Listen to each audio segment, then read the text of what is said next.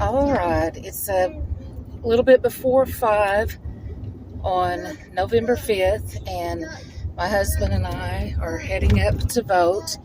And my youngest son and my oldest daughter, who's here in the back seat, voted about mid-morning this morning. And sorry for the bounciness. We'll get up here on the highway and it'll be better. Hannah, you want to tell your experience on it? Yeah, I think we were in line about 45 minutes or so. We voted at a local church, and yeah, the line was longer than the older gentleman in front of us said. He didn't think he'd ever seen the line that long. And from what we were told, it had pretty much been like that, I think, all day long. It had been stretched way out the door. But yeah, there was really friendly ladies in there giving out the ballots and stuff, and pretty simple process. So. Yeah, and you said they offered to hold Levi for you if you needed help. My son was getting cranky, and they're like, "Oh, don't you worry about it. He's not hurting anything. We can hold him if you want us to." Yeah. So, we live in a rural area, and generally here you can almost usually just walk right in to vote, or at least there might be a couple of people in front of you. Whoops. And so the line is unusual, and I've seen pictures and videos of people in this county doing early voting, and it was the same thing. They had a long line. So, obviously that means there is evidently going to be a huge turnout. And like Hannah said, an older gentleman said he didn't even remember there being lines this long.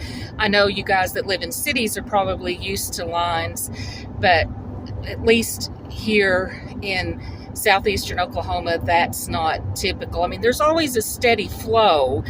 I don't ever remember voting when it was just like barren or empty. There's always a steady flow, people coming in and out, but not generally lines. So that's kind of interesting. And if any of you guys did early voting or are voting today, I'd be curious to see what your experience was. And here in a bit, I'll share my experience.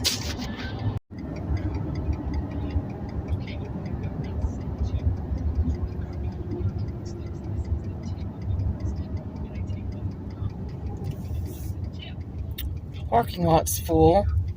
Oh, wow. Is this more than this morning? Well, they're lining up the opposite direction. No, there's less people than this morning. Okay. It looked like more for a second. Well, they're lined up on the other side, though, for some reason. There is a line, but it doesn't look too bad. No, it's hard to know where it's going because it's going out between the buildings, so you really can't tell from here how long the line is. Maybe there's more people that we can't see. There's nothing going on. Oh, wow. So there's bald eagles flying over the voting place. Okay, it's just a few minutes after 7, so I'm assuming the voting polls are closed. I'm sure that anyone who's still in line, they will let them vote. So I got a couple of pictures when we were in line. Outside the building, there were probably 10 to 15 people in front of us. And then we kind of wound around a little bit inside the building. And I estimated that there were maybe 30 or 40 people in front of us. I know that there were 12 spots to sit and vote. So I'm thinking on the high end, there were 50 people in front of us. But it took us maybe 30 to 35 minutes between the time, probably maybe 35 minutes between the time we got in line and finished voting. The there was a husband and wife in line in front of me, and then they ended up getting through voting about the same time that I did. My husband was already through and out of the building. I'm slow. But the guy, oh, my grandson's laughing with me. The guy that was right in front of me, he was putting his ballot in to vote, and it kept rejecting it. And his wife said, well, it's because you put it in crooked. And so there was an elderly lady that was helping work the place, and she came over and they tried to run it back through and it wouldn't take it. And she said, well, we've been having a few rejected because the boxes weren't colored in dark enough. Now, if it's like in the past, it depends from place to place what the voting situation looks like. But our ballots had like rectangular boxes that you filled in with black ink, if that's for, you know, for whatever you wanted to vote for. And so the lady asked, she said, do you mind if I look at your ballot? You know, because she was trying to be real considerate. You know, not everybody wants to show their voting. And he said, oh, no, you know, I don't care at all. I actually think he said, I don't give a, he wasn't being jerky or anything. But so she looked through it and said, well, there's one that seems kind of light, maybe color it in better and maybe it will accept it. And it just wasn't going to accept it. And I thought, oh, golly, the machine's messed up. You know, I'm not going to get to vote. But then they were talking quietly and she said something about district something. I didn't hear what she said, the worker lady. And she said, you're going to have to fill out and, you know, revote, fill out another ballot. So I don't know if he had accidentally done something wrong or if he'd been given the wrong ballot. I don't really know what had happened.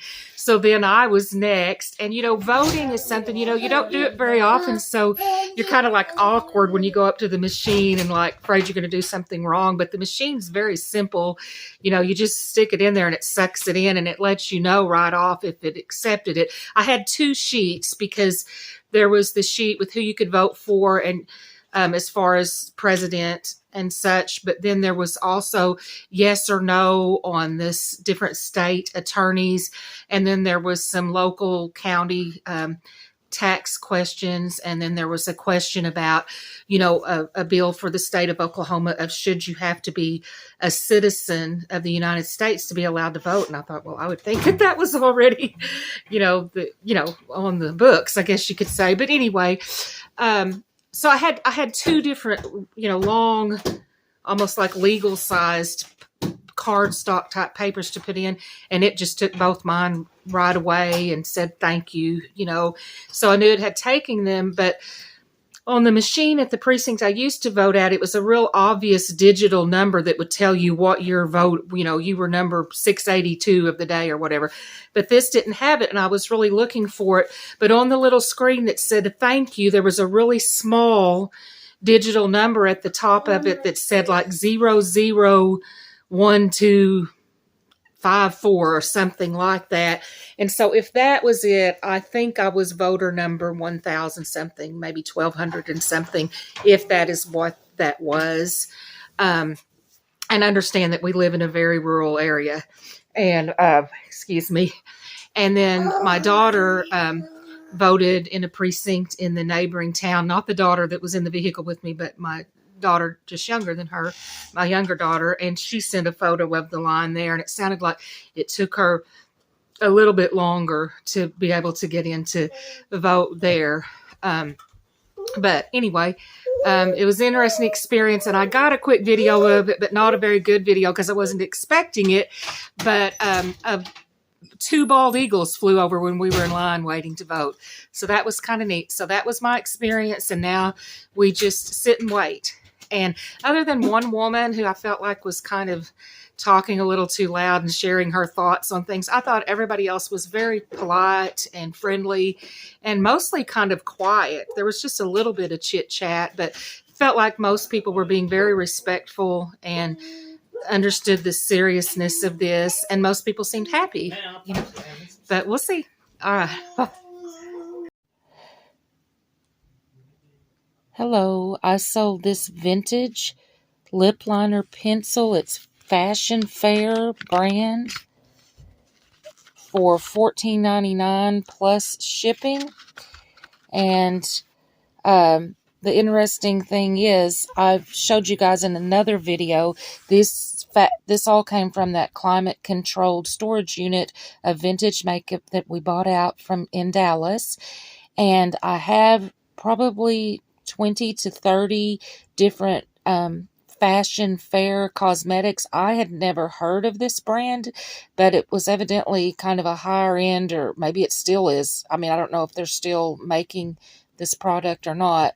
But I just got 3 items listed, and this is the 3rd item that has sold. Like I said, this sold for $14.99 plus shipping. I sold a blush for $24.99 plus shipping and a foundation for $49.99 plus shipping. So I need to get the rest of those items listed.